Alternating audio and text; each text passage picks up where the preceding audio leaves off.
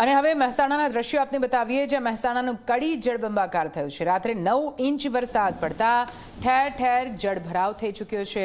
અનેક એવી સોસાયટીઓ છે જ્યાં મકાનોમાં પાણી ભરાઈ ચૂક્યા છે। કડીના તમામ અંડરપાસ પાણીમાં ગરકાવ છે। મુખ્ય માર્ગો પાણીમાં ગરકાવ થઈ ચૂક્યા છે, જેના કારણે જનજીવન પ્રભાવિત થયું છે। કરણનગર રોડ પર વરસાદી પાણી ભરાયું।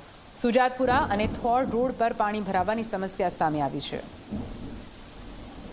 અને આ દ્રશ્યો આપ જોઈ રહ્યા છો। કડીના કઈ રીતે પાણી ભરાવાના કારણે પારાવાર મુશ્કેલી સહન કરવાનો વારો આવ્યો છે।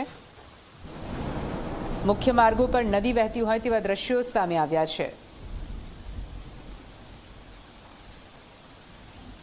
તો મહેસાણાના કડીમાં ઠેર ઠેર જળભરાવ થયો છે। કડીમાં 9 ઇંચ જેટલો વરસાદ પડતા કઈ રીતે પરિસ્થિતિ હાલ તો બગડી છે। આપ જો અંડરપાસ તમામ અંડરપાસ પાણીમાં ગરકાવ થઈ ચૂક્યા છે અને અંડરપાસ પાણીમાં ગરકાવ થવાના કારણે વાહન વ્યવહાર અહીંથી સંપૂર્ણપણે ઠપ થઈ ચૂક્યો છે।